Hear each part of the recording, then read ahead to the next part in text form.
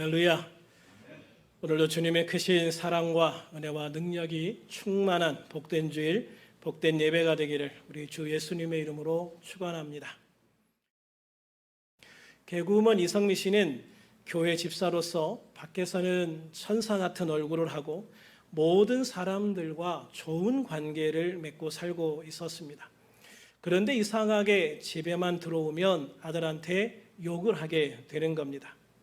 그런데 아들이 그걸 너무나 잘 알고 있었던 것 같아요. 당연히 알지요. 어느 날 아들이 엄마에게 대들면서 사람들이 교회 집사가 밖에서는 사람들에게 그렇게 잘하면서 집안에서는 이렇게 맨날 욕하는 거 하나 몰라, 이런 말을 하는 겁니다. 엄마인 이성미 씨는 정말 충격을 받았죠. 매일 새벽에 교회 가서 기도합니다. 그런데 집에 오면 또 아들에게 욕을 합니다. 그러던 어느 날 아침 역시 학교 가는 아들에게 거나하게 욕을 하고 돌아서는데 하나님께서 말씀하십니다. 내가 말하는 대로 내 아들이 그렇게 되도록 만들어줄까? 그 순간 너무나도 큰 충격을 받았습니다. 사실 사람들이 욕하는 거 들어보면 정말 끔찍합니다. 저도 전에 밥을 먹으러 가족끼리 갔는데 거기에 이제 미닫이 문 사이에 두고 이제 옆방에서 어떤 젊은 가족이 아이들과 함께 와서 밥을 먹고 있었어요. 그런데 엄마도 아빠도 얼마나 욕을 찰지게 잘하는지, 그것도 자기 새끼들한테 그렇게 욕을 하더라고요. 그런 걸 보면서 참 안타까웠어요. 저 아이가 저렇게 엄마 아빠의 욕을 먹으면서 저런 욕을 들으면서 어떻게 성장할까, 이런 생각이 들었거든요. 특별히 그런 욕하는 내용들을 들어보면 정말 저주도 그런 저주가 없죠. 특별히 우리나라 욕은요, 진짜 센 저주를 욕으로 하는 것 같아요. 그래서 그 욕을 통해서 사람들에게 막 다다다다 이야기를 하고 또 친구끼리도 하는 거 보면 얼마나 욕을 많이 하는지. 요새 특별히 젊은 학생들 이렇게 길 가면서 얘기하는 거 보면 쟤들은 왜 저렇게 욕을 입에 달고 살까? 이런 생각이 들기도 해요. 왜 그렇게 맨날 욕을 입에 달고 살까? 왜 저렇게 욕을 할까? 그런데 생각을 해보니까 저도 그럴 때가 있었더라고요. 저도 이제 군대를 갔다가 이제 첫 휴가를 받아서 집에 왔는데 친구한테 전화가 와가지고 친구하고 막 얘기를 하고 전화를 끊었는데 옆에서 엄마가 그런 말씀 하시는 거예요. 또 왜 그렇게 욕을 하니? 얘 봐라, 생전 욕을 안 하던 애가 아주 욕을 너무나 자연스럽게 많이 하네. 전도사가 그렇게 욕을 해도 돼? 이렇게 얘기하시는 거예요. 저는 깜짝 놀랐어요. 제가 무슨 욕을 해요? 저 욕 안 해요. 그랬더니 너 지금 욕을 얼마나 많이 했는지 알아? 제가 가만히 생각을 해보니까요, 제가 군대에서 하는 말들이 거의 다 욕인 거예요. 여기서는 그 연결어 빼고는 거의 다 욕인 거예요. 군대 가니까. 그러니까 그런 사회에서 계속 그런 말을 듣고 또 나도 자연스럽게 그렇게 이야기를 하고 그러다 보니까 이게 어느 순간 습관이 된 거예요. 그래서 휴가 나와서 친구하고 전화를 하는데 그렇게 자연스럽게 막 욕을 했던 것 같아요. 그래서 제가 어머님한테 그런 지적을 받고 나서 생각을 해보니까 이야, 내가 이런 욕을 하면서 살았구나. 정신이 정말 번쩍 들었어요. 그래서 그 다음부터는 제가 부대 안에 들어가서도 이 말을 조심하려고 굉장히 노력을 했던 기억이 있어요. 그런데 여러분, 정말로 내가 우리 자식에게 하는 욕이 그대로 이루어진다면, 그게 우리 아들에게 그대로 저주가 되고 우리 딸에게 그대로 저주가 된다면 어떤 결과가 나타날까 생각을 해보셨어요? 또 그렇게 욕을 하는 부모들이 그런 생각을 하면서 할까요? 그게 정말 무섭고 두려운 이야기거든요. 결국은 우리가 말하는 대로 그 말이 그대로 이루어진다면 그것이야말로 우리의 삶에 가장 정말 끔찍한 비극이 될 수도 있는 그런 말들을 우리는 너무나도 아무렇지도 않게 이야기를 한다는 말이에요.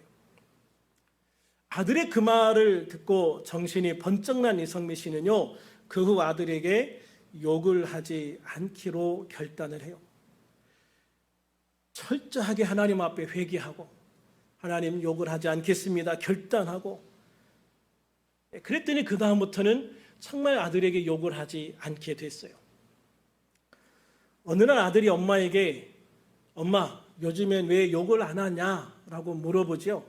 이성미 씨는 하나님께서 내게 욕을 하지 말라고 하셔서 이제 너에게 욕을 하지 않으련다라고 말해요.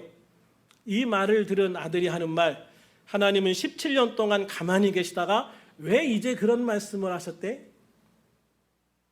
말은 그렇게 퉁명스럽게 했지만 그 후 아들의 모습이 바뀌는 걸 보죠. 저는 여기에서 이성미 씨가 고백한 대로 하나님께서는 내게 계속 말씀해 오셨지만 내가 교만해서 하나님의 그 음성을 듣지 못했었다라는 말에 큰 감동을 받았어요. 그렇습니다. 하나님은 늘 우리에게 말씀하시면서 우리가 옳은 것을 선택하기를 원하셔요. 그러나 우리들은 하나님의 그 음성을 듣지 않고 또 들었어도 외면하면서 내 갈 길을 갈 때가 많지요. 그러나 여기에서 중요한 포인트는 하나님은 우리에게 늘 선택의 기회를 주셨다라는 거예요. 하나님은 우리에게 늘 선택의 기회를 주셨다. 오늘 본문인 한 부자와 거지 나사로의 이야기에서도 이러한 선택의 기회에 대해서 말씀하시고 있습니다. 오늘 말씀의 주요 인물은 한 부자와 거지 나사로입니다. 이 이야기는 하나님께서 소외된 계층에 대해서 무관심한 채 자신의 탐욕만 채우려고 하는 이 위선적인 바리새인들을 향해서 책망하시는 말씀이거든요. 이 비유에서 바리새인은 부자, 그리고 당시 소외된 계층은 나사로를 상징적인 인물로 내세워서 이야기를 하시는 거예요. 예수님의 이 비유에서 부자는요, 오직 자기 자신만을 위해서 사는 사치한 인간으로 표현되어집니다. 이 부자는 자색 옷을 입었다고 그랬어요. 자색 옷은 왕족이나 귀족들이 입는 옷입니다. 또한 당시 고운 베옷을 입었다고 했는데요. 저는 베옷이, 이 가는 베옷이 그렇게 비싼지 처음 알았어요. 제가 성경을 그동안 계속 읽으면서도 좋은 옷 입었구나 이렇게 생각했는데 이 가는 베옷이라는 것은 좋은 옷 정도가 아니더라고요. 이게 여러분 얼마 정도 할 거라고 생각을 하세요? 가는 베옷이? 그 당시에 이 가는 베옷은요, 같은 옷의 무게의 금보다 2배가 비쌌대요. 옷하고 금하고 똑같은 무게를 이렇게 다뤄놓으면 금보다 이 가는 베옷이 2배가 비쌌다는 거예요. 그래서 이 금액으로 환산을 해보니까 당시 이 부자가 입었던 가는 베옷 한 벌을 딱 풀세트로 맞추려면 얼마가 드냐면 당시 노동자들의 하루 풍삭세 34,000배에 해당하는 옷이래요. 34,000배.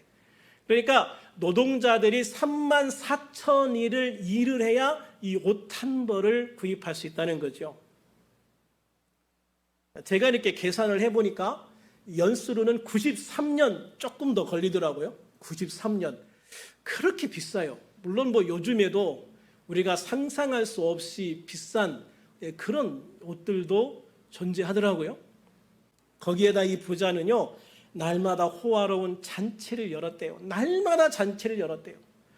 보통 일반인 사람들은 결혼식이나 이런 때나 잔치를 하지 일반적으로 잔치를 하지 않아요.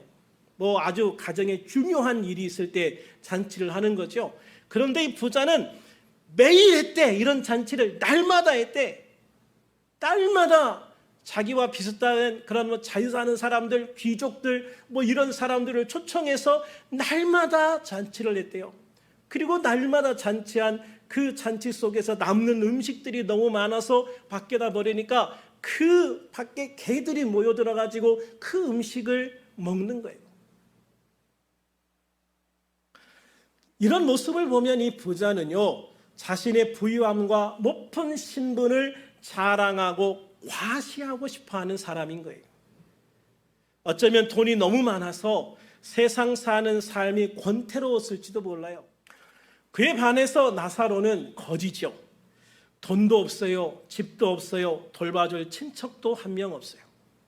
그래서 그 부잣집에서 잔치하고 남아 버리는 그 음식을 먹기 위해서요, 그 집 문 앞에서 개들과 경쟁을 하는 그런 사람인 거예요.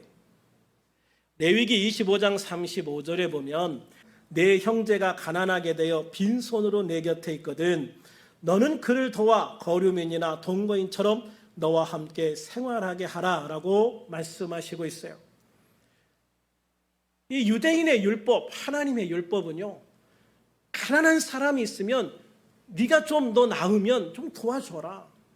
내가 가지고 있는 게 그 사람들을 도와줄 수 있을 정도로 좀 넉넉하면 옆에 있는 사람들도 좀 돕고 살아라. 특별히 너에게 너희 집에 찾아온 사람이 가난하면 아낌없이 좀 손님 대접하듯이 도와주라, 베풀라, 그렇게 말씀하고 있습니다. 그런데 이 부자는 자신의 눈앞에 있는 거지 한 명도 돌보지 않죠. 한 사람이 93년 동안 일해야 하는 그런 옷을 아무렇지도 않게 입으면서, 그런 옷이 한 벌만 있겠습니까? 제가 볼 때는 수도 없이 그런 옷들이 많았겠죠. 예, 그런 사람이 자신의 문 앞에 있는 거지 한 명도 돌보지 않았다라는 것이죠. 그렇게 어마어마한 돈이 있었지만 자신의 도움이 필요한 사람을 외면한 채 자신만을 위해 살았다는 거예요.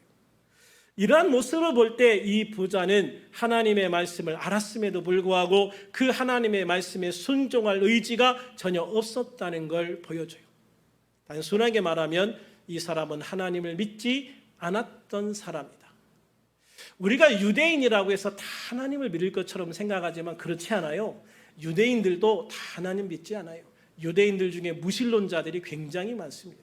이 사람도요, 당시 유대인이었겠죠. 예수님이 말씀하시는 걸 보면, 바리새인들을 빗대서 얘기하시는 걸 보면 이 사람들도 분명히, 이 부자도 분명히 유대인일 거예요. 그런데 유대인임에도 불구하고 하나님을 인정하지 않고 하나님의 말씀에 순종하지 않고 하나님을 믿지 않는 사람이었다라는 것을 분명히 보여주는 거죠. 반면 나사로는 가난했어요. 아무것도 없었어요. 그러나 그런 하나님을 믿고 있었다. 메시아를 믿고 있었다는 것을 보여줍니다. 나사로가 죽어 천국에 갔기 때문이죠.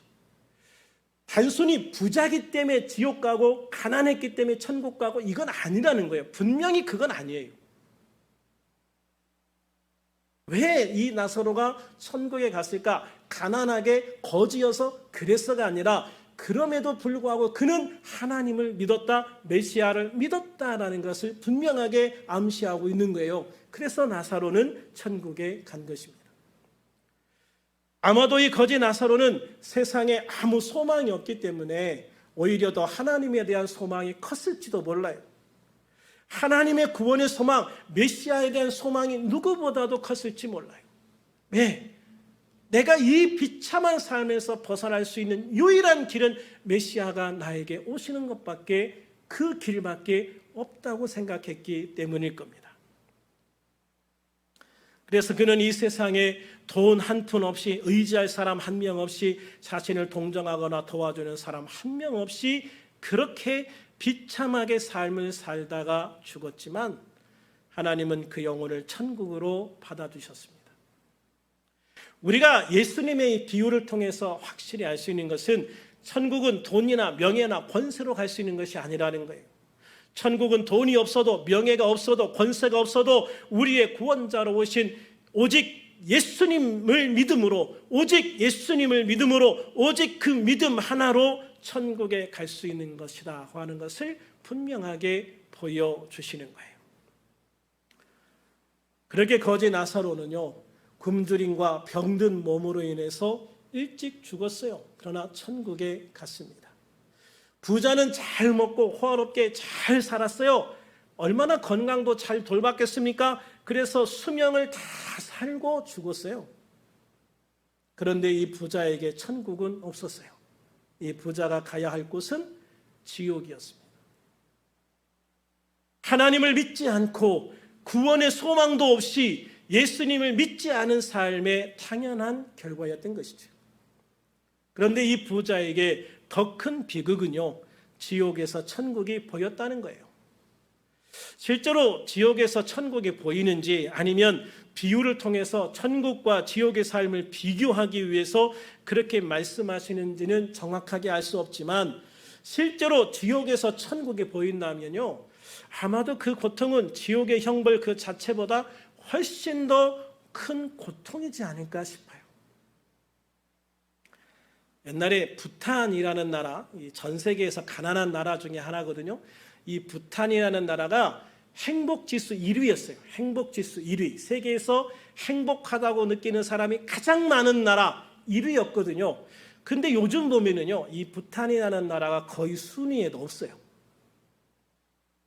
이 부탄이라는 나라가 그렇게 자연 환경이 좋고 뭐 여러 가지 소문이 나면서 관광객들이 많이 몰려오기 시작하면서요, 이 부탄 사람들이 세상에는 저런 옷을 입고 사는 사람도 있고, 세상에는 저런 탈을 타는 사람들도 있고, 세상에는 저렇게 돈을 막 쓸 수 있는 사람도 있고, 세상에는 저렇게 정말 많은 것들을 누리면서 사는 사람이 있구나 하는 것을 보기 시작한 거예요.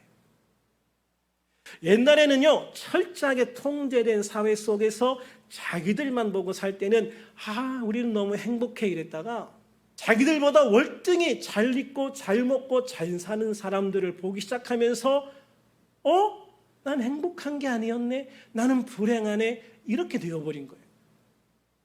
그래서요, 사실 어떨 때는 보는 것이 불행의 시작일 수도 있어요. 안 보고 안 듣고 사는 게 사실 행복할 수도 있죠. 우리가 어쩌면 뭔가와 나를 비교하기 시작할 때 그때 더 힘들어지고 비참해지는 그런 모습들을 많이 보게 되어지는 거예요. 그 지옥에서 부자가 본 것이 뭡니까? 자신의 집 앞에서 음식 쓰레기를 먹고 살던 거지 나사로의 모습이에요. 나사로는 아브라함의 품, 그러니까 하나님의 품에 안겨서 너무나도 행복한 시간을 보내고 있는 거예요. 그 모습을 본 부자는 하나님께 이렇게 기도합니다. 23절과 24절을 같이 한번 읽어볼까요? 시작. 그가 음부에서 고통 중에 눈을 들어 멀리 아브라함과 그의 품에 있는 나사로를 보고 불러 이르되 아버지 아브라함이여 나를 긍휼히 여기사 나사로를 보내어 그 손가락 끝에 물을 찍어 내 혀를 서늘하게 하소서. 내가 이 불꽃 가운데 괴로워하나이다. 그렇습니다. 지금 부자는 지옥의 불꽃 속에서 고통에 몸부림치고 있었습니다. 하나님 물 한 컵만 주세요, 그것도 아니에요. 하나님 물 한 대접만 주세요, 이것도 아니잖아요. 물 한 방울, 손가락 끝에 물 한 방울 찍어봐야 그 혀에 물이 얼마나 닿겠습니까? 그런데도요, 그게 그렇게 소원일 정도로 그는 고통 중에 있었다는 것을 보여주고 있는 거예요. 여기에서 우리는 결코 지옥의 고통을 과소평가하면 안 된다는 것을 분명히 알게 돼요.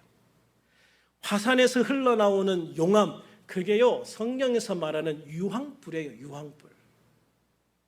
이 유황불 속에 이런 표현이 있잖아. 유황불. 이건 뭐냐면요, 부글부글 막 끓고 있는 그 용암 속에 던져진다는 그런 표현하고 똑같은 거거든요. 여러분 상상해 보셨어요? 여러분의 육신이 용암 속에 떨어져 있다. 근데 떨어지는 순간 우리는 그냥 악하고 죽겠지만 그런데 죽지도 않는다. 그 용암의 그 뜨거운 불길 속에서 죽지도 않고 그 용암의 뜨거운 불길을 견디고 그 고통을 계속 느껴야 된다. 여러분 그런 거 상상이나 해보셨어요? 지옥의 고통은요, 바로 그런 고통과 같다라고 말을 하고 있는 거예요.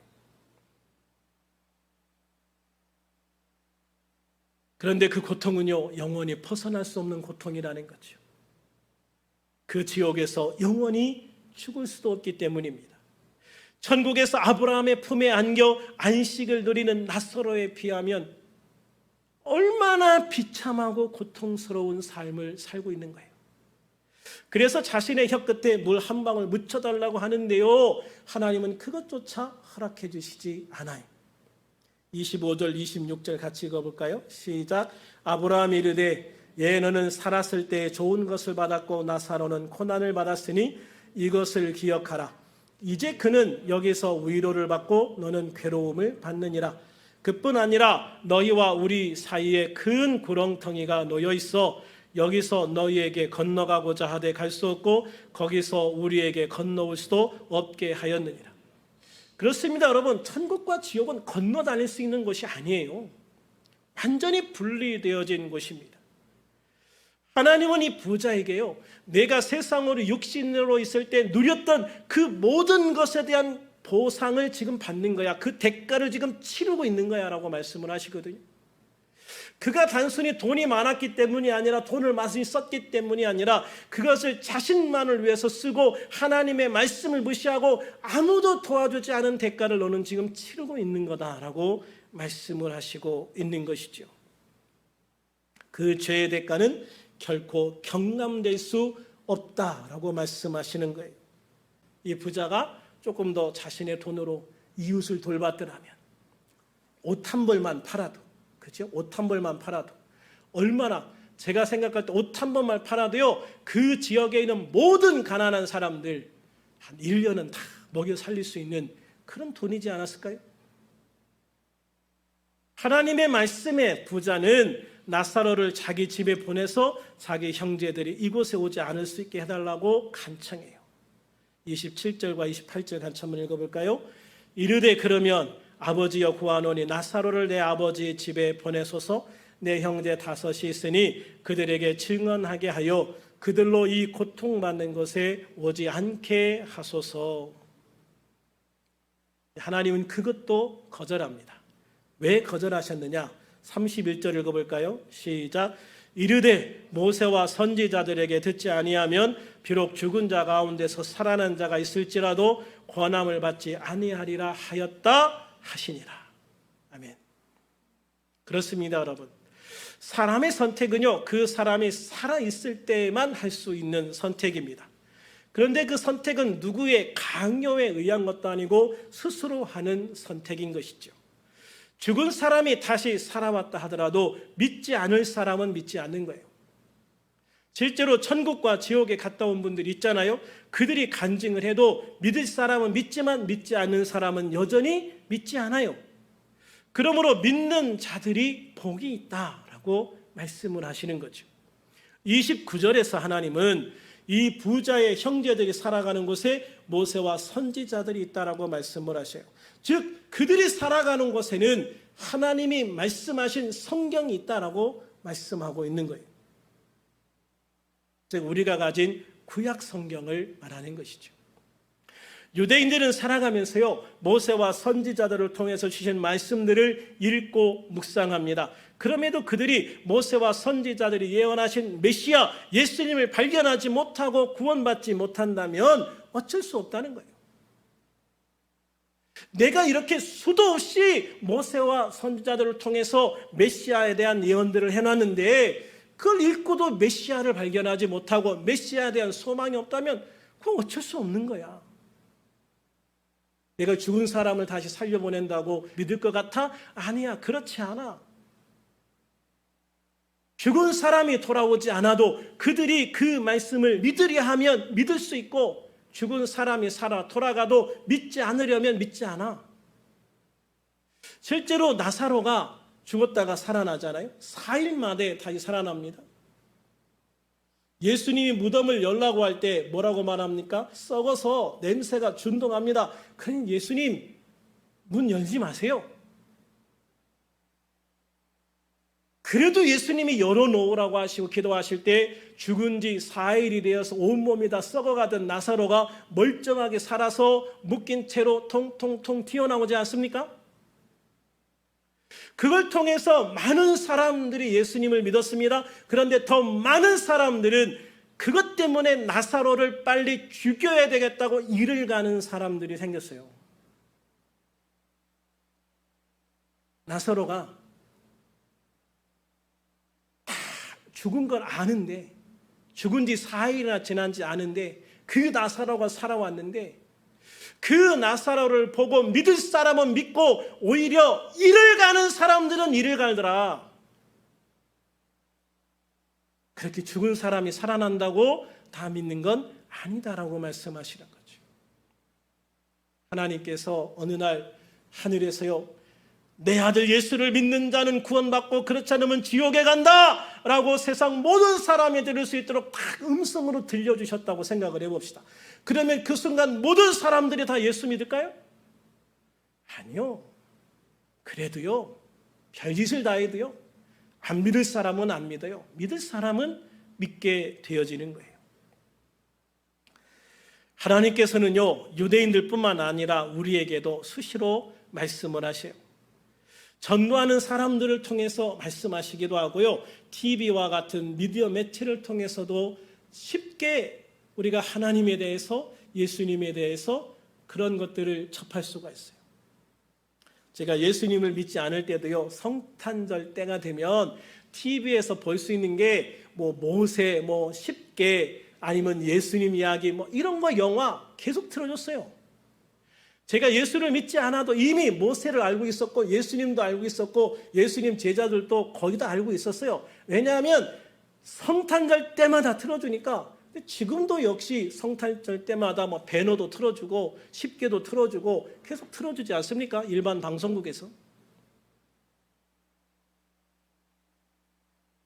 또 이런저런 환경을 통해서도요, 예수님을 알 수 있는 그런 환경들이 너무나도 많이 있어요. 간증을 듣다 보니까 어떤 분은요, 길을 가다가 작은 교회가 있는데 그 문이 활짝 열려 있더래요. 그래서 그냥 갑자기 궁금한 생각이 들어서 그 교회에 들어갔다가 예수님을 믿게 되었다라고 간증을 하시더라고요. 또 어떤 분은 길을 가다가 휴지 하나가 이리저리 뒹굴어 다녀서 보기 싫어서 누가 여기에 이런 쓰레기를 버렸어 하고 주웠는데 그게 어떤 사람이 버린 전도지였대요. 그래서 이게 뭘까 하고 읽어보다가 그 전도지 한 장, 버려졌던 전도지 한 장 때문에 예수님을 믿게 되었다라고 간증을 하더라고요. 그렇습니다. 사람이요, 자신의 죄성을 깨닫고 그 죄를 해결하기 위해서 주위에 귀를 기울인다면 그런 어렵지 않게 복음을 들을 수 있어요. 이 세상이 그래요. 특별히 우리나라나 이런 세계는 그런 세상이 되었어요.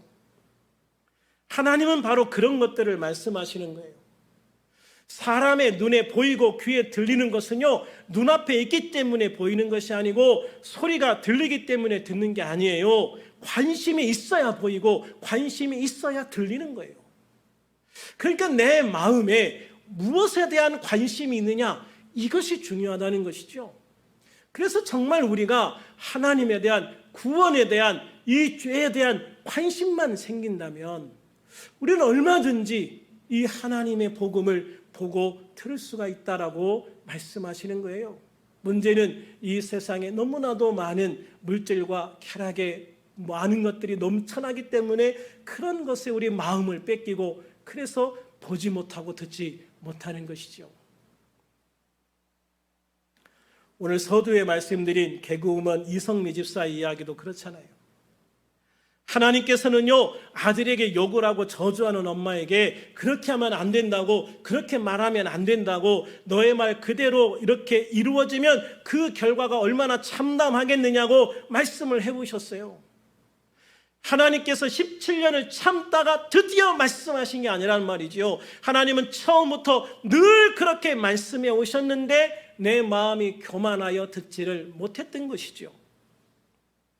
만약 이성미 집사가 하나님의 음성을 좀 더 일찍 들었다면 그 본인과 아들의 인생은 훨씬 더 풍요롭게, 풍성하게, 아름답게 바뀌지 않았을까요? 그렇습니다. 하나님은 지금도 우리에게 항상 말씀하고 계셔요. 구원의 길에 대해서 말씀하시고 축복의 길에 대해서 말씀하십니다. 내가 선택해야 할 많은 것들에 대해서 말씀하고 계셔요. 그렇기 때문에 우리가 하나님의 그 음성을 듣고 주님의 인도하심을 따라 선택을 하든가, 세상 다른 것에 대한 관심으로 꽉 차 있어서 하나님의 음성을 듣지 못하고 그냥 자신의 길을 선택하든가, 또는 하나님의 음성을 들었음에도 자신의 길을 고집하고 하나님의 길을 버리든가, 우리는 이런 선택들을 하면서 살아가야 되는 거예요. 이처럼 이 세상 살아가는 동안 우리에게는 수많은 기회들이 주어지는 거예요. 중요한 것은 이런 하나님의 음성을 통해서 우리가 예수님을 믿어 구원받을 수 있는 기회를 잡는 것이죠. 예수님 안에서 하나님의 축복을 받을 기회를 참는 거예요. 성령 안에서 하나님의 음성을 통해서 일하시는 놀라운 기회를 참는 거예요.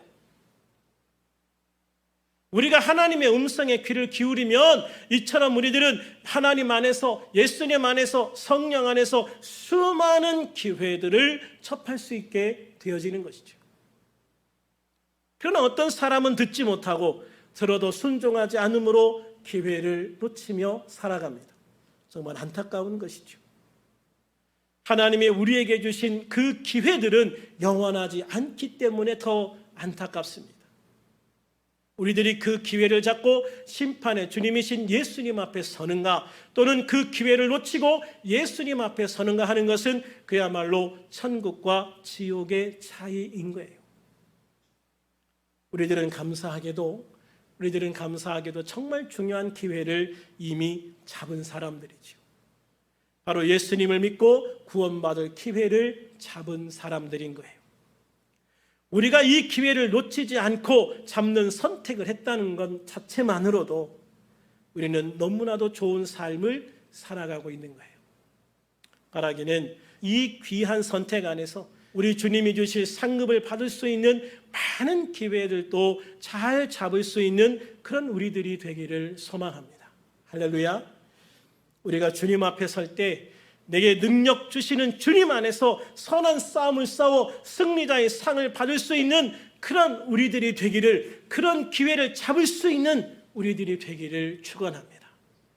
그리고 언제나 함께 하시는 주님과 함께 달려갈 길을 달려가서 주님의 귀한 사명을 끝까지 감당할 수 있는 기회들을 잡고 선택을 할 수 있는, 그래서 그로 말미암아 주님의 칭찬과 상급을 받을 수 있는 그런 우리들이 되기를 축원합니다. 또한 내게 승리를 주시는 주님의 도우심을 받아서 믿음을 지켜서 주님 앞에 부끄러움 없이 인정받는 하나님의 백성, 하나님의 자녀가 되었음을 자랑스럽게 고백할 수 있는 그런 기회들을 꽉 잡아서, 그런 선택을 해서, 그런 결단을 통해서 정말 주님 앞에 자랑스럽게 설 수 있는, 또 주님이 누구보다도 흐뭇하게 기쁜 마음으로 우리를 바라봐 주실 수 있는 그런 축복을 선포해 주실 수 있는 그런 우리들이 될 수 있기를 우리 주 예수님의 이름으로 축원합니다. 축원합니다. 기도하겠습니다.